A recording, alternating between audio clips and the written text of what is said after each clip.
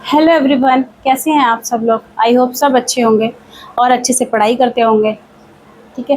पिछली क्लास में हमने जो पढ़ा था, हम पढ़ रहे थे पॉलिटी में मौलिक अधिकार, और उसमें हमने आर्टिकल 12 और आर्टिकल 13 पढ़ लिया था, क्योंकि मौलिक अधिकार कौन कौन से हैं, 12 से 35 तक। ठीक है। तो हमने आर्टिकल 12 और 13 पढ़ा था। 12 में क्या पढ़ा था?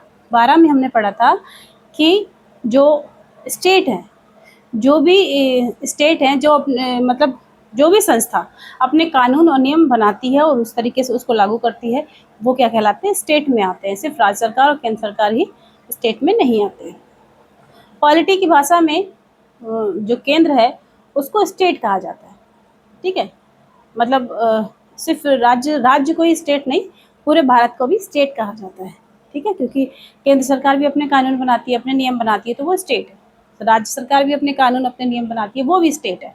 और कोई भी ऐसी जैसे एयरलाइन है ना, एयरलाइन अथॉरिटी, तो वो भी अपने कानून नियम बनाती है। रेलवे, वो भी अपने कानून बनाती है। LIC, वो भी अपने कानून बनाती है। तो जो भी ऐसी यूनिट, जो भी ऐसी संस्था जो अपने कानून और नियम खुद बनाती है, उसको हम क्या कहते हैं? स्टेट कहते हैं। ठीक है। तो स्टेट की डेफिनेशन आर्टिकल 12 में। आर्टिकल 13 क्या कहता है? आर्टिकल 13 कहता है कि कोई भी संस्था, ये जो संस्था है ना, जितने भी स्टेट हैं, ये कोई ऐसे कानून नहीं बना सकते जिससे कि व्यक्तियों के मौलिक अधिकारों का हनन हो। ठीक है। ये कोई भी कानून बनाते समय इस बात का ख्याल रखेंगे कि लोगों के मौलिक अधिकारों का हनन ना हो। अगरचे मौलिक अधिकारों का हनन होता है ना, ये कोई ऐसा कानून बना देते हैं जिससे मौलिक अधिकारों का हनन हो रहा है, तो संरक्षण कौन कर रहा है इस मौलिक अधिकार का? वो है हमारे हाई कोर्ट और सुप्रीम कोर्ट। ठीक है। वो उनके बनाए हुए कानून को रद्द कर सकता है। अगर उसको लगता है कि ये व्यक्तियों के मौलिक अधिकारों का हनन है, तो वो उन कानूनों को रद्द कर सकता है। यहाँ तक हम कंप्लीट पढ़ लिए थे। अब हम पढ़ने जा रहे हैं आर्टिकल 14। तो आर्टिकल 14 से आर्टिकल 30 तक क्या है, इसको डिवाइड किया गया है भागों में। पहले भाग में क्या है? समानता का अधिकार। एक्चुअली आज मेरा काला वाला पेन जो है, मार्कर, वो सब सूख गए, एकदम चल ही नहीं रहा, तो मैं नीले से पढ़ा रही हूँ। अगर आपको दिखाई देगा, मुझे लगा। समानता का अधिकार, समानता का अधिकार, इसमें आर्टिकल 14 से 18 तक आता है। ठीक है। तो आज हम इसी को डिटेलिंग करेंगे। ठीक है। आर्टिकल 14 क्या कहता है? अनुच्छेद 14 क्या कहता है? इसमें दो तरीके के कानून के समान संरक्षण की बात करी गई है। जैसे नंबर 1, विधि के समक्ष समानता और कानून का समान संरक्षण। विधि के समक्ष समानता को कहाँ से लिया गया है? UK से। और कानून के समान संरक्षण को कहाँ से लिया गया है? USA से। इसको हम 20% ही यूज करते हैं और इसको हम 80% यूज करते हैं। ठीक है। अब बताती हूँ कैसे। विधि के समक्ष समानता यानी कि कानून की नज़र में सब बराबर है, कानून सबके लिए बराबर है और कानून सबके लिए समान काम करेगा। सेम बात ये भी है, कानून का समान संरक्षण सबके लिए एक जैसा होगा, पर कहीं कहीं ये हमें सिर्फ देखने में तो लग रहा है कि कानून सबके लिए समान होगा, सबके लिए समान संरक्षण देगा, लेकिन ये देखने में लग रहा है। असलियत में अगर इसको देखो तो जैसे मैंने कोई अपराध किया है ना, मैंने कोई अपराध किया, वही अपराध किसी राज्यपाल या राष्ट्रपति ने किया। ठीक है। तो क्या होगा कि मुझे वो सजा मिलेगी, पर राज्यपाल और राष्ट्रपति को सजा नहीं मिलेगी। क्यों? क्योंकि वो हमारे देश के फर्स्ट नागरिक होते हैं, तो उन्हें ये सजा अलाउड नहीं है। अगरचे उनको ये सजा मिलती है तो राष्ट्रपति क्या है, आर्टिकल 71 के थ्रू अपनी सजा को माफ़ कर सकता है, और राज्यपाल के आर्टिकल 62 के थ्रू अपनी सजा को माफ़ कर सकता है, क्योंकि उनको सजा माफ़ करने का अधिकार होता है ना। तो इसलिए आगे आप पढ़ेंगे तो आर्टिकल 71 के थ्रू राष्ट्रपति अपनी सजा को माफ़ कर सकता है, आर्टिकल 62 के थ्रू 162 के थ्रू राज्यपाल अपनी सजा को माफ़ कर सकता है। तो इसलिए क्या है कि उनको पद पे रहते हुए, वो अपने पद पे जब तक रहेंगे तब तक ऊपर कोई भी आपराधिक कानून नहीं लग सकता, कोई भी उन्हें सज़ा नहीं हो सकती, कोई पुलिस उनको पकड़ के नहीं ले जा सकती, पर मुझे ले जा सकती है। तो यहाँ पर थोड़ा-सा कॉन्ट्रडिक्शन दिखता है कि समान कैसे हुआ, फिर उनके लिए समान होना चाहिए। तो उनके पास पावर है, अगरचे वो उस अपने पद से हट जाते हैं तो वो वही सज़ा के हकदार हैं जिस सज़ा के हकदार मैं हूँ। ठीक है, आर्टिकल 14 ये कहता है। ठीक है, अब पढ़ते हैं अनुच्छेद 15। अनुच्छेद 15, अनुच्छेद 15 क्या कहता है? सरकार या पब्लिक, कोई भी, चाहे वो सरकार हो चाहे पब्लिक हो या कोई भी इंस्टीट्यूट हो, ठीक है, वो क्या जाति, धर्म, वंश, लिंग, जन्म स्थान के आधार पर भेदभाव नहीं कर सकता।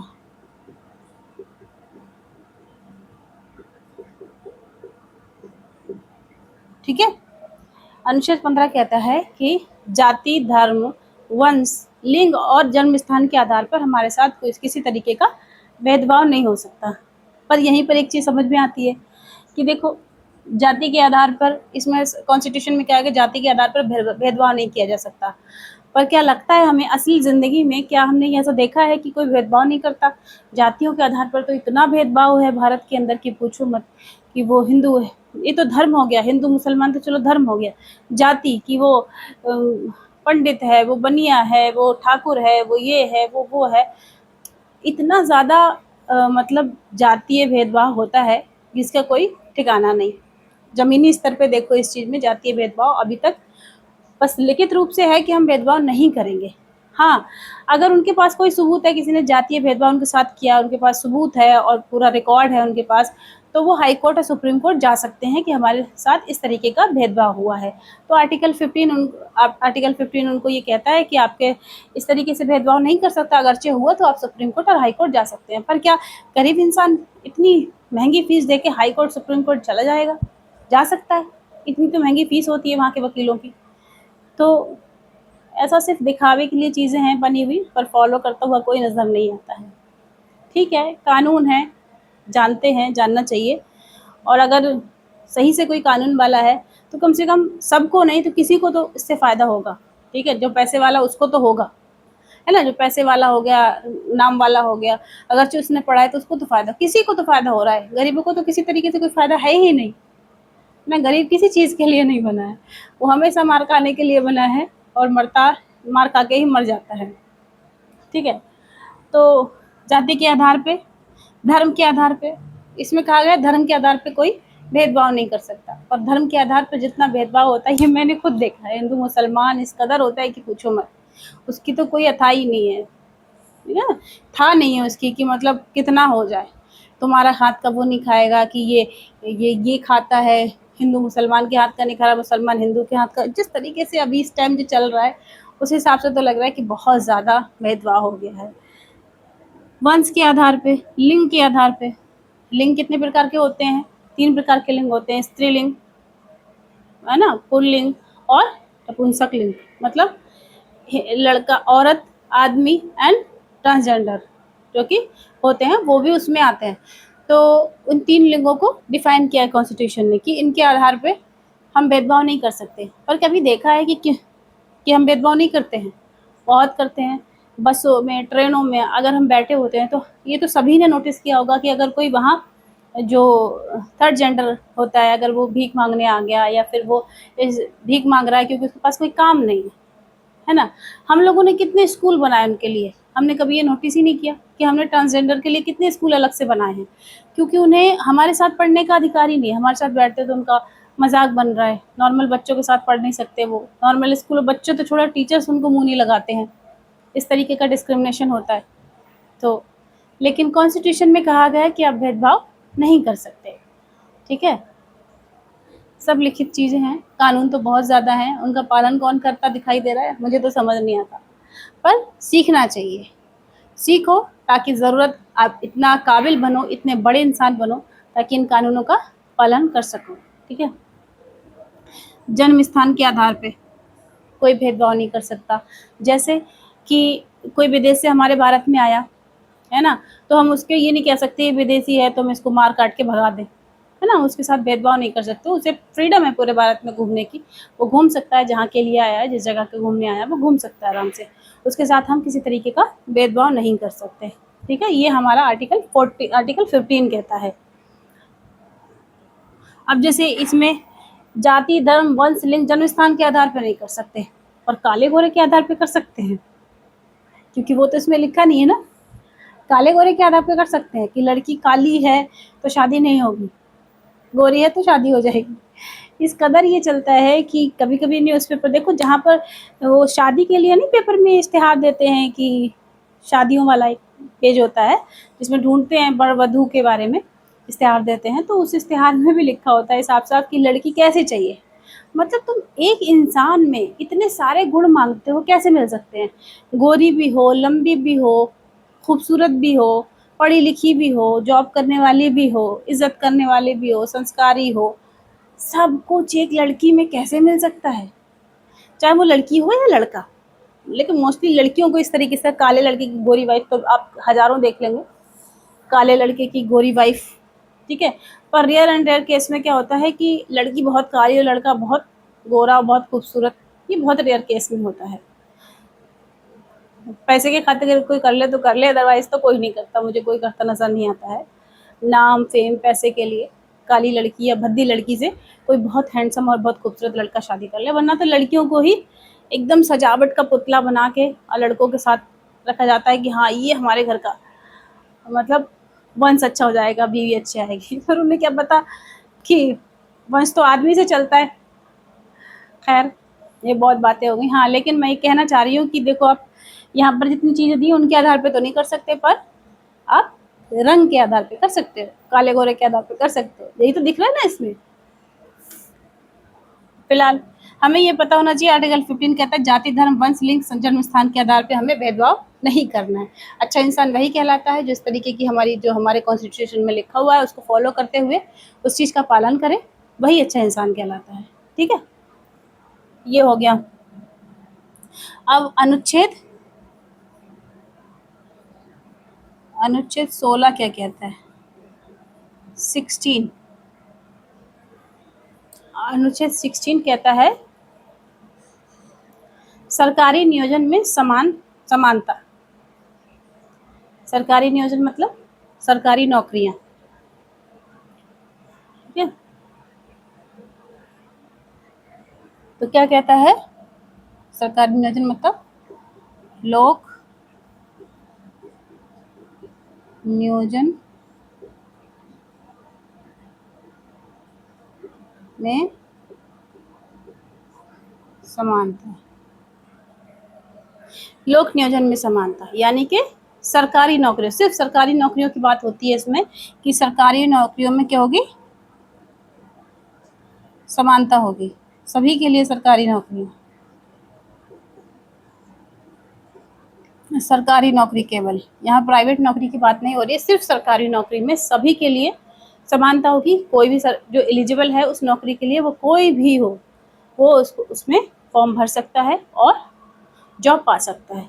ठीक है, जो भी इंसान भारत का एलिजिबल है वो इसमें पार्टिसिपेट कर सकता है और जॉब पा सकता है। यहाँ पर क्या है, सरकारी नौकरियों में डिस्क्रिमिनेशन नहीं होता। ठीक है, लेकिन सरकारी नौकरियों में अब जैसे कि इसमें भी चलता है SC ST OBC, है ना, ये आरक्षण चलते हैं, सरकारी नौकरियों में आरक्षण चलते हैं। तो इसका आरक्षण का मतलब क्या होता है? आरक्षण पॉजिटिव होता है। कैसे? कि कोई भी समाज में अगर बहुत निचले में तबके में रह जाता है, यानी कि उसका विकास नहीं हो पाता, चाहे वो औरत हो, चाहे वो बच्चे हों, चाहे वो बुजुर्ग हों, अगर इन लोगों का विकास नहीं हो पा रहा है ना, तो इनके विकास को करने के लिए क्या करना पड़ता है? कुछ आरक्षण देना पड़ते हैं, ताकि ये थोड़ा उस व्यवस्था में आ सकें जो कि बहुत आगे चल रही है, जिस व्यवस्था को लोग बहुत आगे जा चुके हैं और ये बहुत पिछड़े हैं, तो उनके बराबर थोड़ा सा लाने के लिए उनको पुशअप करने के लिए उनको आरक्षण दिया जाता है। वैसे ही सरकारी नौकरियों में ओबीसी, एससी, एसटी, है ना, ये सारे आरक्षण जो दिए जाते हैं वो इसलिए दिए जाते हैं कि लोग इससे पढ़ाई लिखाई करें, ओबीसी, एसटी वाले, और उनको भी लगे कि हमें इतना आरक्षण है तो हम इतनी मेहनत करेंगे, हम थोड़ी सी भी अगर पुशअप करेंगे तो हम यहाँ तक ये नौकरी पा सकते हैं। तो इस तरीके का आरक्षण दिया जाता है, तो ये पॉजिटिव आरक्षण कहा जाता है। ठीक है, इसे इसे गलत नहीं कहते हैं, इसे पॉजिटिव आरक्षण कहते हैं, यानी कि पॉजिटिव तरीके से देखा जाता है। तो लोक नियोजन में समानता यानी कि सरकारी नौकरियां सभी के लिए हैं, कोई भी इसमें अप्लाई कर सकता है जो एलिजिबल है। ठीक है, जैसे इसमें जाति के आधार पे आरक्षण, जाति के आधार पे, ठीक है, जाति के आधार पे जैसे एससी, एसटी, ओबीसी, इनको आरक्षण दिया जाता है। एससी, एसटी और ओबीसी, ईडब्ल्यूएस भी हो गया। अब ईडब्ल्यूएस जो वीकर सेक्शन होते हैं, जनरल में जो वीकर सेक्शन में आते हैं उनके लिए आरक्षण है। तो जाति के आधार पे हो गया। अब लिंग के आधार पे, लिंग के आधार पे क्या हो गया कि महिलाओं के लिए ना, कि महिलाओं के लिए होता है ना कि अगर पुरुषों के इतने अंक पे सिलेक्शन हो रहा है तो महिलाओं को कुछ छूट दी जाती है कि इतने परसेंट पे महिलाओं का सिलेक्शन। यूपीपीएससी वगैरह में देख लो, यूपीएससी वगैरह में देख लो, उसमें होता है। हर स्टेट में अगर एग्जाम होते हैं स्टेट पीसीएस वगैरह के, तो उसमें भी होता है कि महिलाओं का इतने पे सिलेक्शन है तो पुरुषों का इतने पे सिलेक्शन है, तो उनको भी आरक्षण दिया जाता है महिलाओं को। स्थान के आधार पे,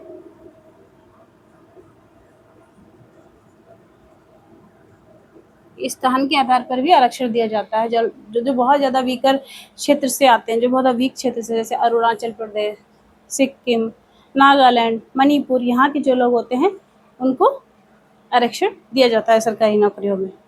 ठीक है, तो ये हो गया हमारा आर्टिकल 16। अब हम पढ़ लेते हैं आर्टिकल 17।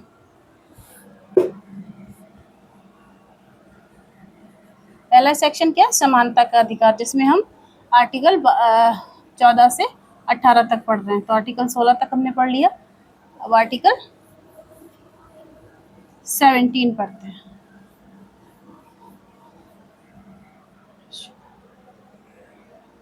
आर्टिकल 17 क्या कहता है? अनुच्छेद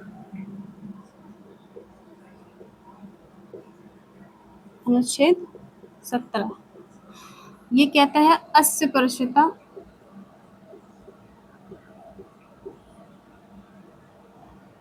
ऐसे लिखा जाएगा,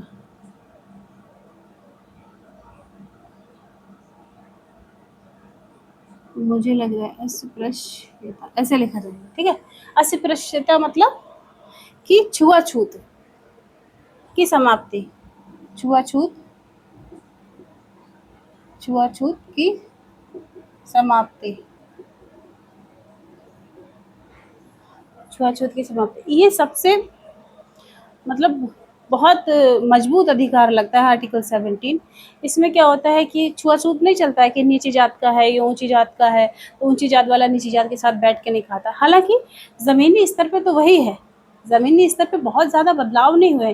गाँव में तो बहुत कुछ ज़्यादा बदलाव नहीं हुए हैं, शहरों में थोड़ा बहुत लोग अपनी ज़िंदगी में बिज़ी हैं, वो अपने अपने कामों में बिज़ी हैं, तो इसलिए ज़्यादा नहीं देख पाते। पर मैं शहर में रहती हूँ, मैं शहर में भी इस चीज़ को फ़ील करती हूँ कि वहाँ पर बहुत इस तरीके का छुआछूत चलता है कि कोई चमार है तो उसके मतलब होता नहीं, एससी एसटी का है तो उसके हाथ का खाना नहीं खाएंगे, उसके घर का खाना नहीं खाएंगे। इस तरीके का मैंने बहुत देखा है, मैंने अपनी नज़रों से देखा है, तो किसी की कहने की ज़रूरत नहीं है। तो शहरों में भी ये बहुत कुछ होता है, क्योंकि आते तो वही गाँव वाले लोग ही हैं शहरों में ना।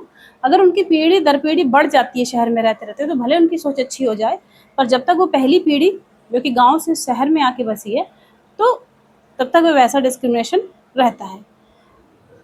महिलाओं के साथ, बच्चों के साथ किसी तरीके का छुआछूत, इस पर रोक लगाई गई है। ठीक है, आर्टिकल 17 के थ्रू उनको मतलब अधिकार मिला हुआ है कि उनके तरीके किसी तरीके का छुआछूत उनके साथ होता है तो सुप्रीम कोर्ट, हाई कोर्ट उनके संरक्षण में बैठे हुए हैं, संरक्षण के लिए। ठीक है, आर्टिकल 18 अनुच्छेद 18 ये क्या कहता है? ये कहता है उपाधियों का अंत।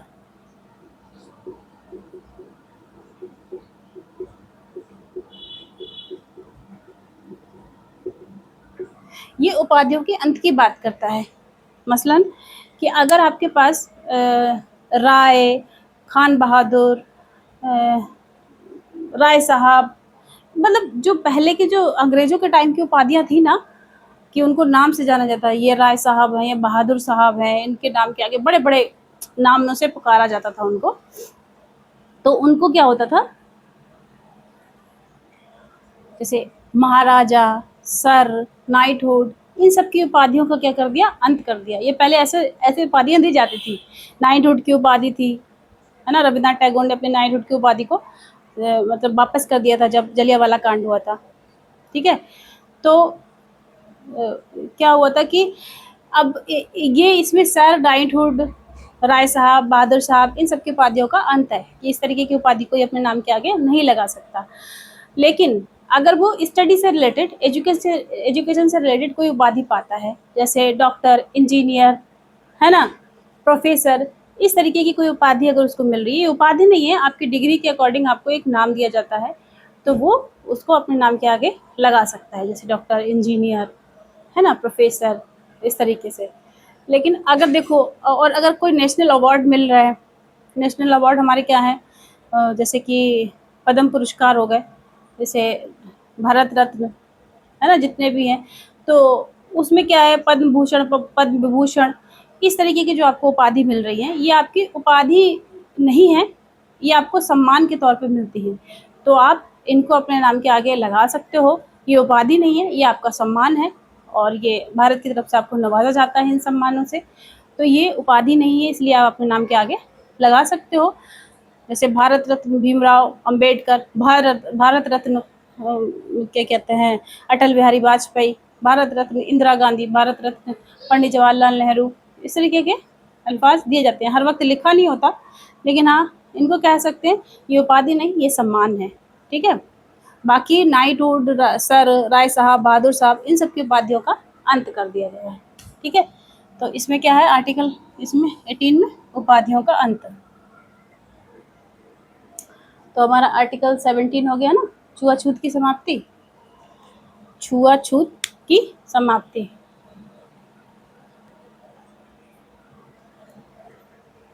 अब क्या, ये छुआछूत वाला क्या है कि 1955 के अधिनियम में इसके लिए कानून बनाए गए थे छुआछूत के लिए। ठीक है, फिर 1989 में इस कानून को और सख्त कर दिया गया कि कोई भी इंसान है, आपको आपकी मतलब कहते नहीं कि आपको किसी तरीके से आपके साथ गलत तरीके से व्यवहार नहीं कर सकता। आपके साथ जैसे SC ST हो, आप उसको उसके नाम से संबोधित नहीं कर सकते, चमार, ये सब इन जातीय सूचक वर्णों से मतलब नहीं बोल सकते। अगर आपने उसके साथ नीच जात समझ के उसके साथ कोई अपराध किया है, क्योंकि अपराध की श्रेणी में आता है ना, तो वो जाके आपके खिलाफ शिकायत कर सकता है, और आपको पहले उठा के जेल में बंद किया जाएगा, उसके बाद पूछा जाएगा मसला क्या था। ठीक है, तो आजकल तो बहुत ज़्यादा सख्त हो गया है, और मायावती जी ने तो बहुत ही ज़्यादा सख्त कर दिया है। SC ST एक्ट आ गया है, उसके थ्रू तो आप किसी को कुछ जाति सूचक शब्दों का इस्तेमाल ही नहीं कर सकते। ठीक है, और क्या है कि बोलेंगे पहले आप, उठा के आपको जेल में डाला जाएगा, उसके बाद आपसे पूछा जाएगा कि आखिर आप बताओ तुमने ऐसा क्यों किया था। उसकी खोजबीन होगी, पर सजा तो आपको मिल ही जाती है। तो ये हमारा पहला समानता का अधिकार फिनिश हुआ। समानता का अधिकार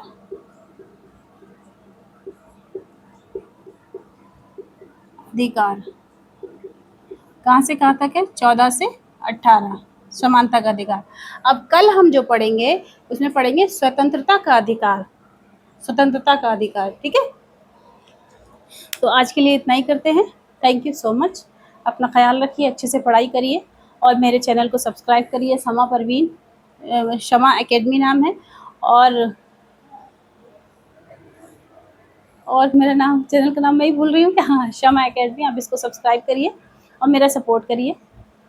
आपकी सपोर्ट के बिना तो मैं कुछ भी नहीं कर सकती। बस मेरा पढ़ाने का शौक़ है, और मैं पढ़ा रही हूँ आपको। अगर मेरी पढ़ाई अच्छी लगती है तो मेरा साथ दें, मुझे सपोर्ट करें, और आपके सपोर्ट की ही मुझे बहुत ज़्यादा ज़रूरत है। Thank you so much.